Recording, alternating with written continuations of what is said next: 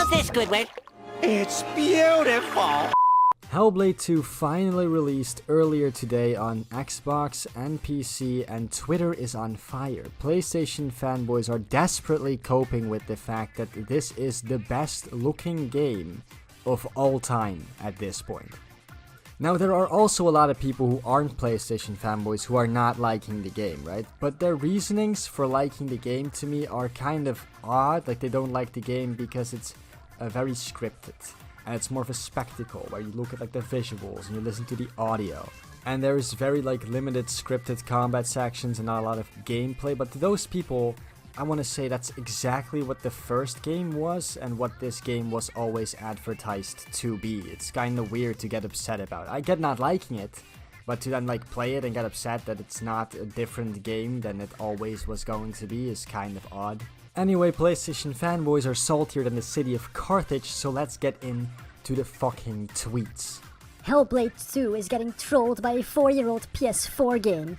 This is something PlayStation fanboys will do a lot. They will compare an Xbox like trailer or game that came out like just now to a PlayStation game that has been established for years and say like, look, the PlayStation game has higher numbers. Like in this case, a PlayStation game that came out 4 years ago but launched 2 weeks ago on Steam has more players than a game that came out literally 9 hours ago. And he'll go like, oh look, it has more players. That's the same thing as saying, oh look, this person from 2003 is older than a person from 2005. That's the exact same shit, dude. It's fucking dumb. You're a mouth-breathing cunt.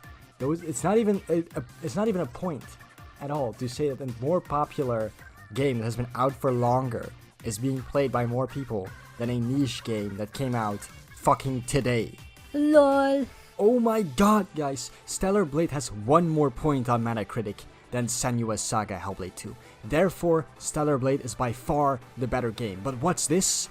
HellBlade 2 went up 1 whole point. Oh my god, now I'm sure PlayStation fanboys will admit that these games are equal, right? I'm sure that if HellBlade 2 goes up another point and surpasses Stellar Blade, then PlayStation fanboys will concede and admit that HellBlade 2 is by far the better game.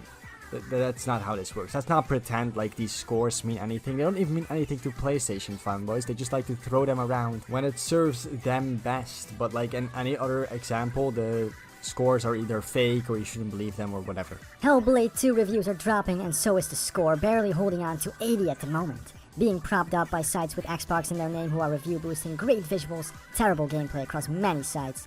No wonder Ninja Theory put out the "We tried our best" message. Now I got some problems here. First off, HellBlade 2 isn't barely holding on to 80 at the moment. It actually like grew by 1 point. I know that's not a lot, but still is growth. And this whole idea that it's being propped up only by sites with Xbox in our name isn't true. Okay, because I did my fucking research and it's just not true. Also, if you're hearing like noise in the background, it's raining outside right now, so that's why. But it's not true. The vast majority of sites that gave HellBlade 2 a review with a score above 80 are not linked to Xbox or don't have Xbox in their name. Now, I'm not gonna lie, there are a lot of sites here that do have Xbox in their name, but they're nowhere near the majority. And sites having Xbox in their name doesn't mean anything. It doesn't mean that they're going to give the game a perfect review, because there are also sites that have Xbox in their name that gave HellBlade 2 a review score of below 80. So it doesn't fucking mean anything. Also, just want to say that every time a PlayStation game comes out, you will see tons of reviewers with PlayStation in their name also giving favorable reviews to the PlayStation game. But you'll never hear PlayStation fanboys mention that. This isn't something that's exclusive to Xbox. And like I said before, it doesn't really mean that much when the vast majority of reviewers does not have Xbox in their name, or people with Xbox in their name are negatively reviewing the game. Overall, I think Stellar Blade is more visually pleasing than HellBlade 2. HellBlade 2 environment detail looks better, but Stellar Blade with everything it does. I'm more wowed graphically. IMO, I'll share more in-game screenshots for HellBlade 2 later, not cell phone pics. This is something that PlayStation fanboys will also do every single time an Xbox game is announced a new trailer drops, is released, they will make a very shitty low-res like screenshot of that Xbox game and compare it to like a very detailed, usually like marketing screenshot from a PlayStation game and go, oh look, the Xbox one looks worse. Like, you literally took a screenshot from in-game Stellar Blade and compared it to a fucking photo you took of HellBlade 2 with your cell phone. You took a photo with your cell phone of the monitor on which HellBlade 2 was being displayed and then went, look, it looks worse than a high definition screenshot. Are you mentally disabled, my guy? How fucking stupid are you? If there are people who look at this, right, and think to themselves, oh, this makes sense, this is a good point, Stellar Blade actually does look better than HellBlade 2, you are fucking, you're dumb, dude, okay? Your IQ is below room temperature. I don't understand why they keep doing this, and why PlayStation fanboys and other retards, I guess, keep buying it. It's so dumb.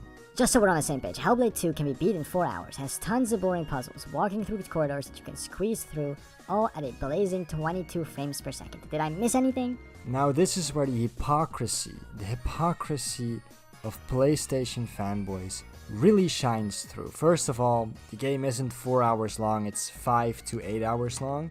Minor difference, but still a lie. And then comes all the hypocritical stuff. There are plenty of games on PS5 that are really fucking short. Stray, a game PlayStation fanboys hyped up for months up until it released, was only 4 hours long. That new Ratchet & Clank game is only like 11 to 12 hours long, right? And most of their games have boring, easy to solve puzzles, like God of War Ragnarok. A lot of their games are just walking through corridors, like the Last of Us series, right? And when a game runs at less than 60 FPS on a PS5, it's considered cinematic, but when it's on Xbox, it's not acceptable. By the way, in my opinion, it's never acceptable for in the year 2024 for a game to run at less than 60 FPS, but whatever.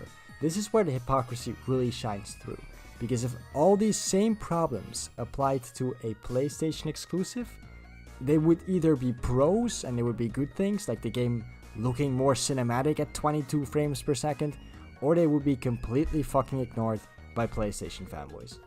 Also, I'm pretty sure the 22 frames per second critique only applies to Xbox and not to the PC version of the game, which I am pretty sure can just run at like above 60.